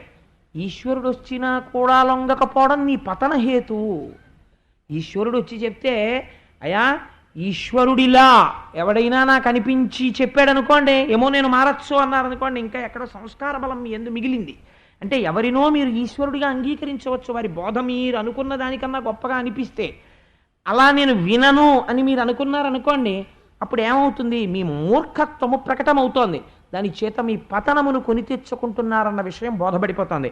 అలా ఎవడైనా మాట్లాడారనుకోండి, వాడితో చాలా తక్కువ మాట్లాడాలి. అదొకటి. సాధారణంగా ఒక తప్పు మాట ఒకటి మాట్లాడుతుంటారు, మూడో కంటివాడికి తెలియకుండా చేయండి అంటారు. మూడో కంటివాడు ఎవరండి? మూడు కన్నులు ఉన్నవాడు త్రయంబకుడు, పరమేశ్వరుడు, పరమశివుడు. శివం అంటే ఆయన ఇక్కడే ఉన్నాడు మంగళం చేస్తూను. ఇక్కడ ఉన్నవాడికి తెలియకుండా అసలు ఈ మాట బయటికి వచ్చిందా? ముందు వాడికి తెలిసి ఎంగిలైపోయి బయటకు వచ్చింది. వాడికి తెలియకుండా చేయమంటున్నాడు అనగానే ఇదో మహాపాపం కింద రాస్తారు. కాబట్టి మూడో కంటి వాడికి తెలియకుండా అన్నది ఆ మాట తప్పు. బహుశా రహస్యంగా చెయ్యి అనడానికి మూడో కంటికి తెలియకుండా అనాలేమో, కానీ వీడు మూడవ కంటివాడికి తెలియకుండా అంటుంటాడు. అపభ్రంశం అయిపోతుంది ఆ వాక్యం. అందుచేత చతుర్ముఖ బ్రహ్మగారు చెప్పినటువంటి మాటని ప్రియవ్రతుడు విన్నాడు. విని ఆయనకి తగినటువంటి ఒక భార్యని చేపట్టాడు, విశ్వకర్మ యొక్క కుమార్తె. విశ్వకర్మ అంటే సాక్షాత్తు శ్రీ మహావిష్ణువే విశ్వకర్మ అండి. ఎందుకంటే విశ్వకర్మ మనుస్త్వష్టాస్తవిష్టస్థవిరోధ్రువ, ఈ విశ్వమునంతటిని నిర్మించిన వాడెవరున్నాడో వాడికే విశ్వకర్మ అని పేరు. నీటిలో తిరిగేటటువంటి బాతు యొక్క కాళ్ళు నీటిలోకి దిగిపోకుండా బాతు యొక్క వేళ్ల మధ్యలో చర్మమును పెట్టిన వాడెవరో, భూమి మీద తిరిగే మనిషికి పట్టు దొరకడానికి వేళ్ల మధ్య చర్మము పెట్టని వాడెవడో, ఏ అమ్మ కడుపులో అటువంటి బిడ్డని రూపు చేస్తున్న వాడెవరో, ఇన్ని శిల్పాలు చెక్కుతున్న వాడెవడో వాడు విశ్వకర్మ. కాబట్టి ఇప్పుడు ఎవరా విశ్వకర్మ? విష్ణువే విష్ణుకర్మ. అందుకని ఆ విష్ణుకర్మ యొక్క కుమార్తె అయినటువంటి బర్హిష్మతి అనబడేటటువంటి ఒక స్త్రీని ఆయన భార్యగా చేపట్టాడు. వారి యందు 10 మంది కుమారులను కన్నాడు. అది వారు అగ్రీధ, ఇద్మజిహ్వ, యజ్ఞబాహు, మహావీర, హిరణ్యరేత, ఘృతపృష్ఠ, సవన, మేధాతిథి, వీతిహోత్ర, కవి అని 10 మంది కుమారుల్ని కన్నాడు. ఊర్జస్వతి అనబడేటటువంటి ఒక ఆడపిల్ల పుట్టింది. ఆడపిల్ల పుట్టడ బహుశా నాకైతే అనిపిస్తుంటుంది, ఇవాళ లోకంలో నానుడి తిరగబడింది. ఎలా అంటే ఇద్దరు, ఒక ఆడపిల్ల పుట్టిందనుకోండి, ఒక మగపిల్లాడి కోసం వెయిట్ చేస్తున్నామండి అంటారు. ఒక ఇద్దరు మగపిల్లలు పుట్టారనుకోండి, ఒక ఆడపిల్ల కోసం వెయిట్ చేస్తున్నామండి అన్నవాడు కనపట్టలేదు ఇప్పుడు. నిజంగా ముందు ఆడపిల్ల పుట్టిందనుకోండి, అది ఈశ్వర కృప అన్నమాట నా దృష్టిలో. ఎవరు ఈశ్వరుణ్ణి నమ్మాడో వాడికి ఈశ్వరానుగ్రహం కలగాలంటే అమ్మవారి స్వరూపంగా ఆడపిల్ల పుడుతుంది. ఆడపిల్ల ఉన్న ఇంటికి ఉన్న సంస్కారము ఆడపిల్ల లేని ఇంటి యందు ఉండదు. ఎందుకో తెలుసా అండి? అసలు ఆడపిల్ల అంటే she is the tender hearted. ఆ పిల్లకున్నంత ఆప్యాయత, ఆడపిల్లకున్న ఆప్యాయత ఎవరికీ ఉండదండి. అన్నయ్య వస్తే ఇంటికి ఒరే అన్నయ్య, ఒరే అన్నయ్య అని మీరు ఎదర విందురుగాని దశమస్కందంలో అన్న చెమింపు మన్న తగదల్లుడు కాడిది మేనకోడలవు అని 1కి 10 మాటలు అన్నయ్య అన్నయ్య అన్నయ్య అన్నయ్య అని ఎన్ని మాటలు పిలుస్తారో వాళ్ళు. ఇంకసలు తమ్ముడైతే వాళ్ళ ముద్దుకు అంతూ తెరి ఉండదు, అంత ముద్దు చేస్తారు. అమ్మ ఇలా పడుకుంటే కాళ్ళు ఒత్తుతారు, అమ్మ వంట చేస్తుంటే వచ్చి వంట చేసి పెడతారు. వాళ్ళకి ఎలా అర్థం అవుతుందో తెలియదు. మరి ఇంత చిన్నతనంలో అమ్మ ఏం నాన్నగారండి అలా ఉన్నారు అంటారు. అంటే కొంచెం కాస్త నీరసంగా ఉందమ్మా, కానీ ఉపన్యాసానికి వెళ్ళాలి అందుకని బయలుదేరుతున్నాను అంటే వాళ్ళకి ఏం తెలుసో చిన్న వయసులో గబగబ ఓ నిమ్మకాయ పిండేసి కాసిన పంచదార నీళ్ళు కలిపేసి నాన్నగారండి నీళ్ళు తాగెళ్ళండి అంటారు. ఎంత ప్రేమ అండి ఆడపిల్లకి. ఆడపిల్లతో కలిసి తిరిగిన అన్నదమ్ముడికి ఆడపిల్ల విలువ తెలిసి దాంపత్యము పరిపుష్టమవుతుంది ఆడపిల్ల హృదయం తెలుసున్నవాడు కనుక. అంటే అలా ఉండరా అండి ఆడపిల్లలు? లేకపోతే నన్ను అనకండి, నేను ఆ తీర్పులని ఎందుకు చెప్తాను, నాకేం అవసరం. అందుకని ఏమో అలా ఉండవచ్చు. ఒక్కొక్క కుటుంబంలో ఆడపిల్లలు లేకపోయినా మగపిల్లలు అదృష్టవంతులు, అంత అందంగా అంత మర్యాదగా ఉన్నవాళ్ళు ఉండవచ్చు. నేను ఎందుకు కాదనాలి? అందుకని 10 మంది కొడుకుల తర్వాత ఊర్జస్వతి అనబడేటటువంటి ఆడపిల్ల పుట్టింది. దీని చేత తరించాడు. ఎంత ఆశ్చర్యమో చూడండి. ఆడపిల్లలు కన్యాదానం చేస్తే ఎన్ని చెప్పుకుంటారండి. మగపిల్లవాడికి స్నాతకం అంతా కాషనాడర్. మగపిల్లాడి స్నాతకం ఏమిటో తెలుసా అండి? అంతా కాషనాడరే, అందులో ఏమీ ఉండదు. నంది శ్రాద్ధం చేసి ఆ గురువుగారు వచ్చి అక్కడ కూర్చుని ఒరే చాలా జాగ్రత్తగా ఉండు సుమా, సత్యమే చెప్తూ ఉండు సుమా, నువ్వు గృహస్థాశ్రమంలోకి ప్రవేశించింది కామక్రోధాలకు లొంగిపోవడానికి కాదు. అతిథి దేవోభవ, ఆచార్య దేవోభవ, మాతృదేవోభవ, పితృదేవోభవ ఇన్ని మంత్రాలు చెప్పి స్నాతకము అంటే పవిత్రం చేస్తారు. చేసి అదే స్నాతకోత్సవము అని యూనివర్సిటీస్ అడాప్ట్ చేసుకున్నాయి ఆ పేరుని. ఆ స్నాతకము అన్న ఉత్సవం చేసి తండ్రి యోగ్యుణ్ణి చేసి వరుడుగా పెళ్లిపీటల మీదకి తీసుకెడతాడు. ఆడపిల్లని కన్యాదానం చేసేటప్పుడు అలా కాదండి. కన్యని కన్న తల్లిదండ్రులు ఎంత అదృష్టవంతులంటే ఒక బ్రహ్మాండమైన సంకల్పం చెప్తారు. ఇవ్వాలంటే చేసేవాళ్ళకి దాని మర్యాద తెలుసుకుందామన్న ఉత్సాహము లేదు. అన్నిటికన్నా చాలా ఉత్సాహం అంతా దేని మీద? ఫోటో మీద, వీడియో మీద. ఈ 2 గ్రసించేసాయి వైదిక ధర్మాన్ని. ఎంతసేపు తాళి కడుతూ కూడా మెడ తిరిగిపోయిన కోళ్ళ ఇలా ఉంటాడు తప్ప వాడు ఇక్కడ అయ్యో ఒక్కొక్క ముడి నా జీవన హేతు, ఈ ముడుల వలన నేను బ్రతుకుతున్నానని దాని కుంకం పెడుతూ పవిత్రతతో కట్టడే. జీలకర్ర బెల్లం పెట్టుకుంటూ ఇటు తిరిగి తలంబ్రాలు పోసుకునేటప్పుడు ఇక్కడే ఉన్నారు సుబ్రహ్మణ్య శర్మ గారు, ఎన్ని విషయాలు అడుగుతుందో కన్య. నీ వలన నాకు సంతానము కలుగుగాక, నీవు ఐశ్వర్యవంతుడవగుదువుగాక, ఇన్ని అడుగుతుంటే దేవతలందరూ వచ్చి అక్కడ నిలబడతారు. అప్పుడు తలంబ్రాలు పోసుకుంటారు. బ్రాహ్మణులు ఎలా చెప్పారో బ్రహ్మస్థానంలో అక్కడ ఎవరు కూర్చున్నారో వారి మాట విని అంత గౌరవంగా జరగాలి. తెలిసి తెలియని వాళ్ళు వచ్చి పోసేయి అని అరుపులు, వీళ్ళు పళ్ళాలు ఎత్తి పోసేసుకోవడం. ఆ తర్వాత ఏమండి పిల్లలు పుట్టలేదని తిరుగుతుండడం. ఎందుకు వస్తారు? దేవతలు అవమానింపబడలేదు. మంత్రప్రోక్తము బ్రహ్మగారు మంత్రం చదువుతున్నాడు, అనుసంధానముగా క్రతువు లేదు, నీకు మర్యాద లేదు, ఎందుకు దేవతలు నిన్ను అనుగ్రహించాలి? ఉన్నది ఊడిపోతుంది. అందుకని ఏమవుతోంది? వైదిక మర్యాద రోజు రోజుకి అవమానింపబడుచున్నది. ఆడపిల్లని కన్నవాడు కన్యాదానం చేస్తే ఎంత చెప్తాడో తెలుసా అండి? ఇక్కడి నుంచి బ్రహ్మలోకానికి నువ్వు గింజలు పేర్చుకుంటూ పెడితే మళ్ళీ ఆ నువ్వు గింజలన్నీ లెక్క పెడితే ఎన్ని నువ్వు గింజలు వస్తాయో అన్ని సంవత్సరాల పర్యంతము బ్రహ్మలోక ప్రాప్తి. ఇలా ఎంత సంకల్పం చెప్తారో చెప్పి మహాసంకల్పం చెప్పి నారాయణుడిగా భావించి కన్యాదానం చేస్తాడు. ఏది కొడుకు పక్షంలో చూపించండి నాకు ఇంత అల్లరి. వాడు ఒక్కటే చేయగలడు, చచ్చిపోయిన తర్వాత గయాశ్రాద్ధం పెట్టగలడు ఓపిక ఉంటే. లేకపోతే అబ్బా నేను ఎక్కడ వెళ్ళగలండి, ఇప్పుడు గయాన్ని వెళ్ళకపోతే నీ పిడబోయారు, ఇంకా ఎవడో నీకు చేసేవాళ్ళు లేడు. వీడు ₹1,00,00,000 కొడుక్కిస్తాడు, వాడేమో పిఠాపురం నుంచి ఓ నల్లావుని తీసుకొచ్చి దానం చేస్తే ₹5,000 అయిపోతాయని ₹1 ఇచ్చి గోదానం చేసేస్తాడు. ఎంతకైనా అయిపోతుంది గోదానం నీకు శ్రద్ధ లేకపోతే. ఆయనకే అక్కడ మాత్రం రే చూసావా ఒకసారి వెనక్కి తిరిగి చూడు, నువ్వు ఇచ్చిన దానికి వాడు కర్రావును కూడా తీసుకురాలేదురా అంటారు. వాళ్ళు వైతరిలో పడి కొట్టుకుంటాడు.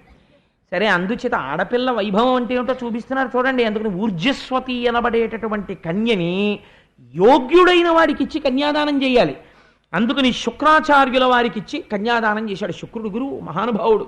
ఆయన సామాన్యుడు కాదండి. బృహస్పతి ఎంతటి వాడో శుక్రాచార్యుడు ఎటువంటి వాడు. మీరు భాగవతంలో విందులుగాని వచ్చేస్తోంది ఇంక ఎదరెదరా. ఒక్కొక్కసారి బృహస్పతి అంటాడు, మీ కర్మ, మీకు ఇవాళ శుక్రాచార్యుల వారి యొక్క అనుగ్రహం రాక్షసులకు ఉన్నట్టు నా అనుగ్రహం మీకు లేదు, అవతల బాగుండి అన్నాడు. ఓసారి అయితే గురువుగారు వెళ్ళిపోయాడు, కోపం వచ్చి. వెళ్ళిపోతే నాశనం అయిపోయారంతే దేవతలు. గురువు అంటే ఎలా ఉంటుందో చూపిస్తారు. శుక్రాచార్యుల వారు నమ్ముకుని బలిచక్రవర్తి ఇంద్రుడిని తరిమవతల పారేశాడు. అటువంటి వాడు శుక్రుడు అంటే సామాన్యుడు కాడు. అటువంటి మంత్రవేత్తకిచ్చి వివాహం చేశాడు. ఆ శుక్రాచార్యుల వారి యందు ఆ ఊర్జస్వతికి దేవయాని అనబడేటటువంటి కుమార్తె జన్మించింది. ఆ తరువాత ఈ ప్రియవ్రతుడు గృహస్థాశ్రమం అనేటటువంటిది చాలా తక్కువ అనుకునే వాళ్ళకి వ్యాస భగవానుడు ఒక మాట చెప్తున్నాడు. ఈ ప్రియవ్రతుడు అంతఃపురంలో కూర్చుని అన్నీ చేశాడు. 10 మంది పిల్లల్ని కన్నాడు, ఆడపిల్లని కన్నాడు. ఈశ్వరానుగ్రహం అన్నాడు. అద్భుతమైన పూజ చేశాడు. ఈ పూజ చెయ్యడం ఈశ్వరానుగ్రహం అన్నాడు. భోగములను అనుభవించాడు, ఈశ్వరానుగ్రహం అన్నాడు. సింహాసనం మీద కూర్చున్నాడు, ఈశ్వరానుగ్రహం అన్నాడు. పరిపాలన చేశాడు, ఈశ్వరానుగ్రహం అన్నాడు. ఏది చేసినా భగవంతుణ్ణి తలుచుకున్నాడు. తలుచుకుంటే గృహస్థాశ్రమంలో ఉన్న ప్రియవ్రతుడు ఏ స్థితిని పొందాడో, సంసారమును వదిలిపెట్టి వెళ్ళి హిమాలయాల్లో కూర్చుని కొన్ని వేల సంవత్సరములు తపస్సు చేసినటువంటి ఒక మహాయోగి ఎటువంటి తేజస్సుతో కూడినటువంటి స్థితిని పొందుతాడో అంతటి స్థితిని పొందేశాడు. పొందేస్తే ఇప్పుడు ఆయనకు కోరిక పుట్టింది. ఏమిటో తెలుసా అంటే చిత్రమైన కోరిక. భూమి ఆ మేరు పర్వతానికి ఉత్తర దిక్కున సూర్యుడు ఉన్నప్పుడు దక్షిణం చీకటిగా ఉంటుంది. సూర్యుడు దక్షిణ దిక్కునుంటే ఉత్తరం చీకటిగా ఉంటుంది. నేను గృహస్థాశ్రమంలో ఉండి ఈశ్వరారాధనము చేసి శ్రీ మహావిష్ణువు అనుగ్రహము చేత ఇంతటి తేజస్సుని పొందాను. ఇవాళ ఈ తేజస్సు యొక్క గొప్పతనాన్ని నాకు చతుర్ముఖ బ్రహ్మగారు చెప్పారు గృహస్థాశ్రమంలోకి ప్రవేశించమని. ఈ ఆశ్రమం యొక్క గొప్పతనం ఏమిటో లోకానికి తెలిసేటట్టు చెయ్యాలి శాశ్వతంగా. అందుకని హద్దు ఏమిటి? కాలమునకు మొదటి హద్దు 7 రోజులతో వారం ప్రారంభం అవుతుంది. 7 రోజులు నేను ఈ భూమండలమునందు చీకటి లేకుండా చేస్తాను. సూర్యుడు ఉత్తరాన ఉంటే దక్షిణాన, మేరుకి దక్షిణాన ఉన్నది చీకటిగా ఉండాలి కదా. సూర్యుడు ఎంత వేగంతో తిరుగుతాడో అంత వేగంతో అలిసిపోని రథాలనిక్కి అంత తేజోవంతమైన రథం మీద సూర్యుడు ఎంత తేజస్సుతో ఉంటాడో నేనంత తేజస్సుతో సూర్యుడు ఉత్తరాన ఉంటే దక్షిణాన ఉంటాను. సూర్యుడు దక్షిణానికి వచ్చేప్పటికీ నేను ఉత్తరానికి వెళ్ళిపోతాను. అలా 7 రోజులు అవిశ్రాంతంగా తిరుగుతాను. 7 రోజులు బ్రహ్మాండముల యందు చీకటి ఉండదు. చీకటి లేకుండా అపర సూర్యుడనై తిరుగుతాను. గృహస్థాశ్రమంలో ఉండి పూజ చేసిన వాడు ఈ స్థితిని పొందగలరని నిరూపిస్తాను అని రథం ఎక్కాడు. ఇది సామాన్యమైన విషయం అని మీరు ఊహించగలరా? రథం ఎక్కి సూర్యుడు అక్కడ సూర్యాస్తమయం అటువైపు అయిపోగానే ఈయన రథం మీద అక్కడికి వెళ్ళాడు. అంతే, అక్కడ వెలుతురు వచ్చేసింది. ఈయన అక్కడ 12 గంటలు తిరిగాడు. అక్కడ అంతా వెలుతురుంది. మళ్ళీ సూర్యుడు అటు వచ్చేటప్పటికి ఇటు చీకటి వైపు ఈయన వచ్చాడు. అలా 7 రోజులు మేరువు చుట్టూ ప్రదక్షిణం చేశాడు. 7 రోజులు బ్రహ్మాండమునందు భూలోకమునందు చీకటి లేదు, వెలుతురే ఉంది. అంటే అసలు చీకటన్న దాన్ని లేకుండా చేశాడు అపర సూర్యుడై. ఎవరు? ప్రియవ్రతుడు. ఎలా? గృహస్థాశ్రమమునందు ఉండి. ఇది చేస్తేట ఆయన 7 సార్లు భూమికి మేరువుని చుట్టి ప్రదక్షిణం చేస్తుంటే ఆయన రథపు జాడలు పడ్డాయిట. ఈ జాడలు పడిన చోటికి వచ్చి 7 సార్లు ప్రదక్షిణంలో 7 జాడలలోకి వచ్చి 7 సముద్రాలు నిలబడ్డాయి. ఆ లోతుగా పడినటువంటి చారికల్లో అవే లవణ సముద్రము, ఇక్షు సముద్రము, సురా సముద్రము, దధి సముద్రము, మండోర సముద్రము, శుద్ధోర సముద్రము, ఘృత సముద్రము. తదనంతరము ఈయన ఇలా రథపు గాడి పడుతుంటే గాడికి మధ్యలో ఎత్తుగా భూమి నిలబడింది. అటు నీరు ఇటు నీరు, అటు సముద్రం ఇటు సముద్రం, మధ్యలో ద్వీపాలు ఏర్పడ్డాయి. ఇలా 7 ద్వీపములు ఏర్పడ్డాయి. మనం ఇవాళ సంకల్పం చేస్తే జంబూ ద్వీపే భరతవర్షే అని చెప్తాం. ఇవి ఎక్కడివో తెలుసా అండి? మహానుభావుడు ప్రియవ్రతుడు తిరిగినప్పుడు ఏర్పడిన ద్వీపాలు. ఆ రథపు గాడి మధ్యలో ఏర్పడ్డాయి జంబూ ద్వీపము, ప్లక్షద్వీపము, శాల్మలి ద్వీపము, కుశద్వీపము, క్రౌంచ ద్వీపము, శాఖద్వీపము, పుష్కర ద్వీపము. ఇది విన్నంత మాత్రం చేత పాపాలు తొలగిపోతున్నాయన్నారు. అటువంటి ద్వీపములు 7 ద్వీపములు ఏర్పడ్డాయి, 7 సముద్రములు ఏర్పడ్డాయి. అటువంటిది సాధించి ఇది చెయ్యవలసింది. ఇంత సాధించిన తరువాత ఇంకా సంసారంలో ఉందామని ప్రియవ్రతుడు అనుకోలేదట. పిల్లలు పెద్దవాళ్ళు అయిపోయారు, పట్టాభిషిక్తులవ్వడానికి కావలసినటువంటి యోగ్యతని సాధించుకున్నారు. అందుకని ఆయన అనుకున్నట్ట, నేను ఎందుకు ఉండాలి ఇంక సంసారంలో, ఇంకా నేను ఇప్పటిదాకా అనుభవించినటువంటి భోగముల వలన కలిగినటువంటి సుఖము ఏది ఉన్నదో ఆ సుఖము తాత్కాలికము, దేని వలన ఈ సుఖములు కలిగాయో అది శాశ్వతము. ధర్మానుష్ఠానము వలన సత్యమును తెలుసుకున్నాడు. ఆ సత్యమునందు నేను లీనమైపోతానని ప్రవృత్తి మార్గంలోంచి నివృత్తి మార్గంలోకి వెళ్ళిపోయాడు. భార్య వంక చెట్ట చివర ప్రియవ్రతుడు వెళ్ళిపోతున్నప్పుడు చూసిన చూపుట ఒక శవాన్ని చూసినట్టు చూసి వెళ్ళిపోయాడు. ఎంత గొప్ప మాట పోతన గారు వాడారో తెలుసా అండి? సంసారమంతా ఎందులోంచి వచ్చింది? భార్యలోంచే. అంటే అంతటి నివృత్తి ధర్మాన్ని, అంతటి వైరాగ్యాన్ని పొందేశాడు. ఆఖరణ పొందేసి అరణ్యములకు వెళ్ళి ఘోరమైనటువంటి తపమాచరించి తనలో ఉన్నటువంటి తేజస్సుని ఈశ్వర తేజస్సుతో కలిపి మోక్షాన్ని పొందేశాడు. చతుర్ముఖ బ్రహ్మగారు చెప్పినది సత్యమా అసత్యమా విని నీవు దాన్ని అనుష్ఠాన పర్యంతమునకు తెచ్చుకోగలిగితే గృహస్థాశ్రమమునందు నీవు సాధించలేనిదేది. ఇది ఈ విషయం చెప్పి, ఒక తండ్రి ఇలా ఉంటే తండ్రి కొడుకు ఎలా ఉండాలి? కాబట్టి ఇంతటి తేజోమూర్తి యొక్క కొడుకులు కూడా అలా ఉండాలి అని మనం భావిస్తాం. ఇదే నేను ఉపన్యాసానికి ఉపోద్ఘాతంలో చెప్పింది. సాధారణంగా ఆధ్యాత్మిక సంపత్తి అనేటటువంటిది మాత్రం వారసత్వంగా రాదు. ఒక్కొక్క ఇల్లు చూడండి, ఒక్కొక్క మహాపురుషుడు ఉండడం వల్ల అది దేవాలయం అయిపోతుంది. దేవాలయానికి ఎలా వెడుతుంటారో వస్తుంటారో ఆ ఇంటికి అలా వెడుతుంటారు వస్తుంటారు జనం, అంతూ దరి ఉండదు. కొంతకాలం అయిపోయిన తర్వాత కాలగతిలో ఆ మహాపురుషుడు వెళ్ళిపోతాడు. ఆ పురుషుడి తేజస్సుతో కూడుకున్న వాళ్ళు, ఆయనతో ఉన్న వాళ్ళందరూ ఉంటారు, ఎవ్వరు వెళ్ళరు ఇంకా ఇంటికి. ఆ ఇంటికి వచ్చేవాడు ఒక్కడు కనపడడు. ఎందుకని? ఆ ఐశ్వర్యము వారితో వెళ్ళిపోయింది. వారికి ఎక్కడొచ్చింది ఐశ్వర్యం? ఈశ్వరుని యొక్క అనుసంధానము చేత వారికి ఐశ్వర్యం వస్తోంది. కాబట్టి ఒక తండ్రికి ఉన్నటువంటి ఆధ్యాత్మిక సంపదకి కొడుకు వారసుడు కాగలడా? చెప్పలేం. కాబట్టి ఇప్పుడు ఇది తీర్పు చెప్పాలి. ఎంత అందంగా చెప్తాడో చూడండి వ్యాసుడు. రాజ్యమునకు ఆధిపత్యం వహించాడు అగ్నిధ్రుడు, పెద్ద కొడుకు. ఆధిపత్యం వహించి పరిపాలన చేస్తున్నాడు. ఈయనకి కూడా వివాహం కావలసి ఉంది. అందుకని యోగ్యమైనటువంటి భార్యని పొందడం కోసమని హిమవత్ పర్వత ప్రాంతంలో కూర్చుని చతుర్ముఖ బ్రహ్మగారి గురించి తపస్సు చేశాడు. తపస్సు చేస్తే బ్రహ్మగారు, ఆయన సామాన్యుడు కాదండి, పురాణంలో వాడేటటువంటి మాటలకి చాలా గమ్మత్తుంటుంది. ఈయన యోగ్యతాయోగ్యతల్ని పసిగట్టాడు. పసిగట్టి ఒక అప్సరసని పంపించాడు. ఆ అప్సరస పేరు పూర్వచిత్తి. పూర్వచిత్తి అంటే ఏమిటో తెలుసా అండి? పూర్వము అంటే గడిచిపోయిన దానిని లోపల పెట్టి తలుచుకుంటూ, అది సుఖము కాదు అని అన్నారు అనుకోండి, తలుచుకుని ఒక వయసు వచ్చేసిన తర్వాత ఇంకా అవి సుఖాలు కావంటే మీరు సుఖపడిపోతారు. తలుచుకుని ఇంకా ఇప్పుడు అది లేదని ఏడవడం మొదలెట్టారనుకోండి, ఆ భ్రమ. నిన్నటి రోజున చెప్పాను కదా, పురంజనుడు ఎలా పోయాడు అంటే, ఆ యవనుల యొక్క సైన్యం వచ్చేసింది, భయుడు వచ్చేశాడు, ప్రజ్వరుడు వచ్చేశాడు, దేవగుప్తం కార్యం జరిగిపోయింది, రహస్యంగా తోషవతల పారేశారు కోటలోంచి, అంటే చచ్చిపోయాడు. పంచ పడగల పాము వెళ్ళిపోయింది, అంటే 5 ప్రాణాలు వెళ్ళిపోయి కోటను తీసుకెళ్లి అగ్నిహోత్రంలో పారేశారంటే శవాన్ని తీసుకెళ్లి కాల్చవతల పారేశారు. కాబట్టి ఏమైపోతుంది? పూర్వచిత్తి ఉన్న చోట మోక్షం ఉండదు. ఇది రహస్యం. పూర్వచిత్తి అంటే సుఖమును సుఖముగానే తలుచుకొనుట. పూర్వచిత్, పూర్వము జరిగిపోయిన ఒక సుఖం ఉన్నది, దాన్ని తలుచుకున్నప్పుడు ఒక విచారణ జరగాలి మనస్సులో. అది సుఖమా? ఎంతకాలం అనుభవిస్తావు? అది సుఖమైతే నీకు నిరంతరము సుఖభావన ఇవ్వాలి, ఇవ్వట్లేదు కాబట్టి అది సుఖము కాదు. సుఖవస్తువు అన్నది ఏది? ప్రమాణము వేదము. ఈశ్వరుడు సుఖ నిలయుడు, ఆనంద నిలయుడు. అందుకే ఆయన ఉంటే ఆనంద నిలయం అని పిలుస్తారు దాన్ని. అందుకని ఆయన పాదాలు పట్టుకొని తిప్పగలిగితే వైరాగ్యం ఉన్నట్టు, తిప్పలేకపోయావు పూర్వచిత్తికి లొంగిపోయావని గుర్తు.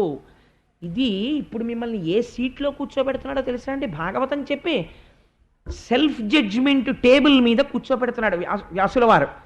మీరు ఏ స్థితిలో ఉన్నారు అన్నదానికి మీరే ఉదాహరణ.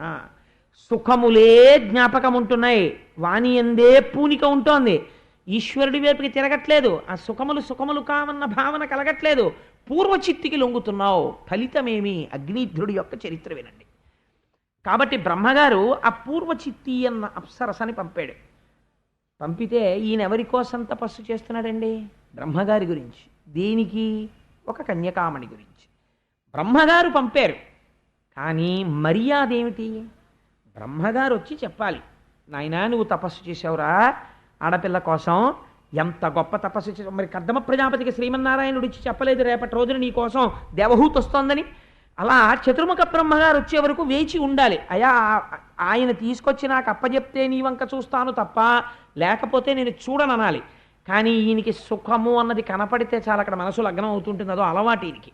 అందుకని ఈయన మనస్సు యొక్క స్థితి అది. కాబట్టి ఏం చేశాడు, ఆ పూర్వచిత్తి గజ్జెల చప్పుడు విన్నాడు, కళ్ళు విప్పాడు, చూశాడు, అబ్బో ఇంకా పెద్ద స్తోత్రం మొదలెట్టాడు.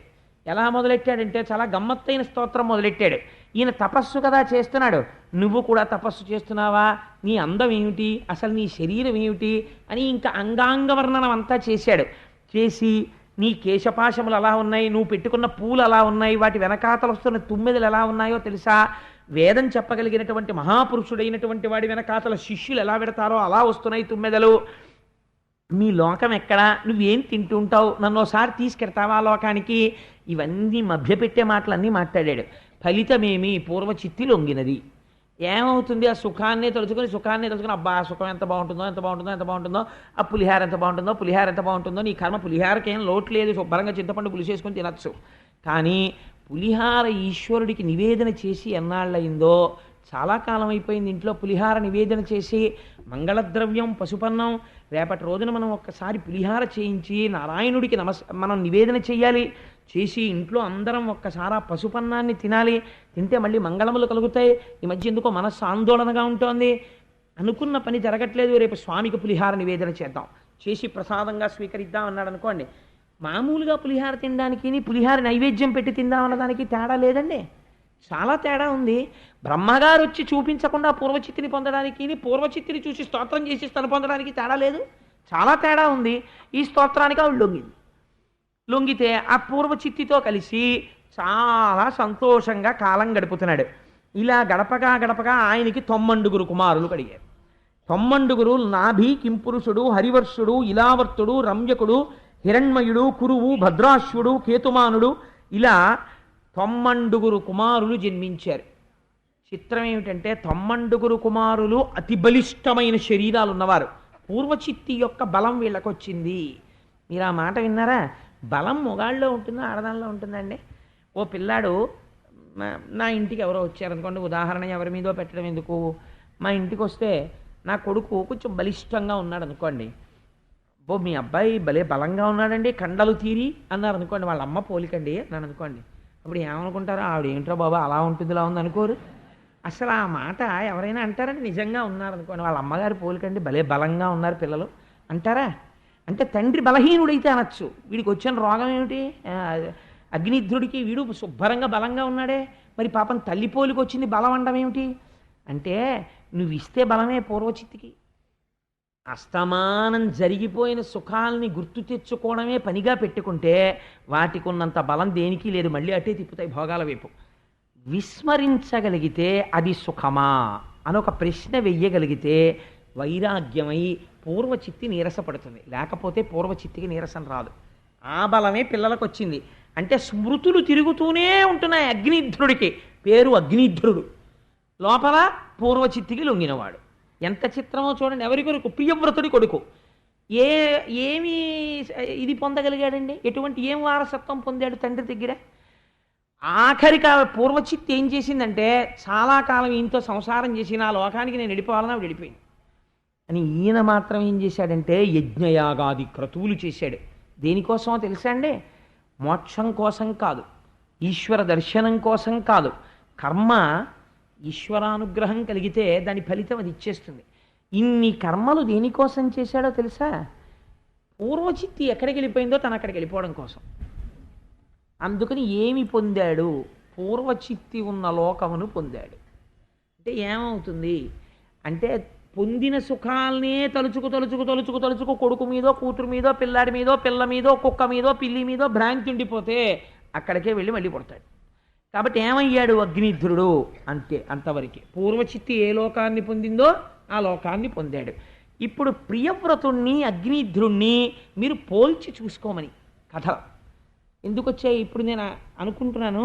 ఈ సభలో ఉన్న ఎవరినైనా పిలిచి ఇక్కడ కూర్చుని చెప్పమంటే నాకన్నా చాలా బాగా చెప్తారు వీళ్ళిద్దరికీ ఉన్న తేడా. ఎందుకంటే వినేటప్పుడు నిప్పు రవ్వలు వచ్చినట్టు ఆలోచనలు వచ్చేస్తాయి. నిజమే, ఇక్కడ ఈ తేడా ఉంది, అక్కడ ఆ తేడా ఉందని. ఎంత తేడా ఉందో చూడండి. ఆయన ప్రశ్న వేసుకున్నాడు ప్రియవ్రతుడు, భార్యని విడిచిపెట్టి తపస్సుకి వెళ్ళాడు. ఎన్నడూ ప్రశ్న వేసుకోలేదు. పూర్వచిత్తికి లొంగిపోయాడు అగ్నిధ్రుడు. ఏమి పొందాడు? పూర్వచిత్తి ఉన్న లోకాన్ని పొందాడు. ప్రియవ్రతుడు ఏం పొందాడు? పునరావృత్తి రహిత శాశ్వత శివ సాయుధ్యమును పొందాడు, మోక్షాన్ని పొందాడు. ఈ పూర్వచిత్తి యొక్క అగ్నిధ్రుని యొక్క పెద్ద కుమారుడైనటువంటి నాభి మేరుదేవి అనబడేటటువంటి ఒక స్త్రీని వివాహం చేసుకున్నాడు. ఆవిడతో కలిసి సంతానమును పొందాలి అని అనుకున్నాడు. ఆయన అనేక యజ్ఞయాగాది క్రతువులను చేశాడు. ఆశ్చర్యం ఏంటంటే తపస్సు చేసి కొడుకుని పొందాడు అగ్నిధ్రుడు, యజ్ఞము చేసి కొడుకుని పొందాడు నాభి. చిన్న తేడా ఉంది. నేను మీకు మొన్నటి రోజున ఒక మాట చెప్పాను. విష్ణు సహస్రంలో ఒక మాట ఉన్నది. యజ్ఞభృత్యజ్ఞకృత్యజ్ఞీ యజ్ఞభుక్యజ్ఞ సాధన యజ్ఞాంతకృత్యజ్ఞగుహ్యం అన్నమన్నాదయేవచ యజ్ఞో యజ్ఞపతిర్యజ్వా యజ్ఞాంగో యజ్ఞవాహన అని. యజ్ఞం అంటే నారాయణుడే. యజ్ఞం ఏం చేస్తుంది? నారాయణుని యొక్క అనుగ్రహాన్ని మీకు తీసుకొస్తుంది. యజ్ఞము ఎలా చెయ్యాలో అలా చెయ్యాలి, దోషం లేకుండా చేస్తే తప్పకుండా నారాయణానుగ్రహాన్ని పొందుతారు. నారాయణానుగ్రహాన్ని పొందితే ఏమవుతుంది అంటే, మీ ఇంట్లో ఫ్యాన్లు బిగించేసుకున్నారు, కొత్త ఫ్లాట్లో లైట్లు బిగించేసుకున్నారు, ఎగ్జాస్ట్ ఫ్యాన్ బిగించేసుకున్నారు, బెడ్ ల్యాంపులు బిగించేసుకున్నారు, అన్నీ బిగించేసుకున్నారు, కానీ ఇంటికి ఇంకా కరెంట్ కనెక్షన్ ఇవ్వలేదు. ఇప్పుడు ఇవి ఏమైనా పనిచేస్తాయా? ఏ రోజు దేనికోసం చూడాలి? ఏమంటే ఆ ట్రాన్స్కో వాళ్ళు నాకు కనెక్షన్ ఇస్తే బాగుండండి, కనెక్షన్ ఇస్తే బాగుండండి అనాలి. వాడు ఆ మెయిన్ వైర్ నుంచి వేళ్లాడుతున్న వైర్ తీసుకెళ్ళి ట్రాన్స్ఫార్మర్ నుంచి తీసుకొచ్చి కనెక్షన్ ఇచ్చాడు, అన్నీ తిరిగేశాయి. శ్రీమన్నారాయణుడంతే అంతే. ఈ జగత్తుకంతటికీ సృష్టికర్త, స్థితికర్త, ప్రళయకర్త అన్నీ ఆయనే. అటువంటి బ్రహ్మము ఏది ఇవ్వలేదు. ఒకడికి మోక్షం ఇస్తుంది, ఒకడికి కొడుకునిస్తుంది, ఒకడికి కూతురునిస్తుంది, ఒకడికి గోవునిస్తుంది, ఒకడికి తానే పుట్టి పరిపాలన చేస్తాడు, ఎందుకంటే పృథు మహారాజు గారిలాగా. కాబట్టి ఇప్పుడు ఆయన ఏమి ఇవ్వగలడు? ఏమైనా ఇవ్వగలడు. కాబట్టి ఇప్పుడు ఆయన యొక్క అనుగ్రహాన్ని పొందాలి. ఏం చెయ్యాలి? యజ్ఞము చెయ్యాలి. కాబట్టి ఈయన ఏం చేశాడు? కొడుకు కోసం యజ్ఞం చేశాడు. యజ్ఞం చేస్తే ఆ యజ్ఞమునకు ప్రీతి చెందాడు భగవానుడు.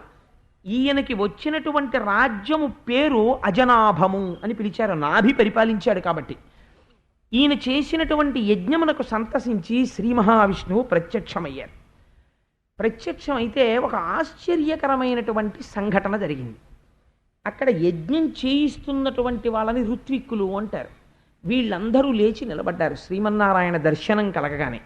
నాభి కూడా లేచి నిలబడ్డాడు. నిలబడి ఒక మాట అన్నాడు. స్వామి, నువ్వు పరాత్పరుడవు, నీకు ఆది అంతము రెండూ లేవు, సృష్టి స్థితి లయ మూడింటిని చేసేవాడివి నువ్వే. అటువంటి నిన్ను వర్ణించడానికి వాక్కు ఎలా సరిపోతుంది? అసలు వాక్కు ఒక పరిచ్ఛిన్నమైనటువంటి స్వరూపం, నువ్వు అనంతమైన స్వరూపం. ఈ వాక్కు కూడా ఎవరి వల్ల వస్తుంది? నీ వల్ల వస్తోంది. నీ వల్ల వస్తున్న వాక్కు నిన్నెలా వర్ణిస్తుంది? అందుకని వర్ణించలేదు. అందుకని నేను ఒక్క మాట అంటాను, నమో నమః అంతే, నీకు నమస్కారము అంటాను. కాబట్టి కానీ నిన్ను నేను ఎందుకింత యజ్ఞం చేసి ఆరాధన చేశాను? ఒక కోరికతో ఆరాధన చేశాను. కానీ నేను ఇప్పుడు ఈ కోరిక కోరితే నువ్వు నవ్వుతావు. ఎందుకు నవ్వుతావో తెలుసా? ఒక మహాధనికుడైనటువంటి వాడి యొక్క దర్శనాన్ని అపేక్షించి ఒక వ్యక్తి కొన్ని రోజుల పాటు తిరిగాడు. అయ్యా ఒక్కసారి జమీందార్ గారిని కలుసుకోవాలండి, జమీందార్ గారిని కలుసుకోవాలండి అని. ఆఖరికి అక్కడ ఉన్నటువంటి సేవకులు వెళ్ళి చెప్పారు, అయ్యా పేద బ్రాహ్మణుడండి, 3 నెలల నుంచి మీ దర్శనం కోసం తిరుగుతున్నాడు, ఒక్కసారి దర్శనం ఇస్తే బాగుంటుందన్నారు. అయ్యో పేద బ్రాహ్మణుడా, కాబట్టి ఏదో కోరికతో వచ్చి ఉంటాడు, తప్పకుండా ప్రవేశపెట్టండి అనుకున్నాడు. అంటే జమీందార్ గారు ఏదడిగినా ఇద్దాం అనుకున్నాడు. ఆయన్ని పిలిచి, అయ్యా నేను మీకు ఏం చేయగలను చెప్పండి, మీరేమి ఆలోచించక్కర్లేదు, మీరు ఏమడిగితే అది నేను ఇస్తాను తప్పకుండా అన్నాడు. అంటే ఆ బ్రాహ్మణుడు అన్నాడు, నాకు ఒక్క దోషుడు ఊక ఇప్పించండి అన్నాడు. జమీందార్ గారు ఆశ్చర్యపోయి, ఆయనకు దోషుడు ఊక ఇవ్వండి అన్నాడు. వాడు ఆ ఊకటు పోయాడు. ఏమైంది దీనివల్ల అంటే, ఆ బ్రాహ్మణుడు ఉన్నప్పుడు ఏమని పిలవాలి? మూర్ఖుడు అని పిలవాలి. 3 నెలలు తిరిగి జమీందారు గారి దర్శనం చేసుకుని దోషుడు ఊకడగడం ఏమిటండి? ఇంత కష్టపడి యజ్ఞం చేసి శ్రీమన్నారాయణుడు ప్రత్యక్షం అడిగితే మోక్షం అడగడం మానేసి నాకు కొడుకునియ్యేని నిన్ను నేను అడిగితే ఒక ధనికుణ్ణి ఊక అడిగినటువంటి బిచ్చగాడితోనే సమానం కాదు అయినా నేను అదే అడుగుతాను. అంటే మీకేమర్థమైంది? గృహస్థాశ్రమం పట్ల నాభికి ఉన్న గౌరవం అటువంటిది. తను ఒక కొడుకుని కంటే తప్ప పితృరుణం నుంచి తాను విముక్తుడు కాడు. కానీ ఆ కొడుకు తనని ఉద్ధరించేటటువంటి కొడుకు కావాలి. అందుకని ఇంకా ఆ విషయంలో సందేహం లేకుండా ఉండాలంటే ఈశ్వరుడి దగ్గర చమత్కారం ఉంటుంది. నాకు మంచి ఉత్తముడైన కొడుకుని ప్రసాదించు అన్నారనుకోండి. ఓసారి మృకండ మహర్షి అడిగారు అలాగా,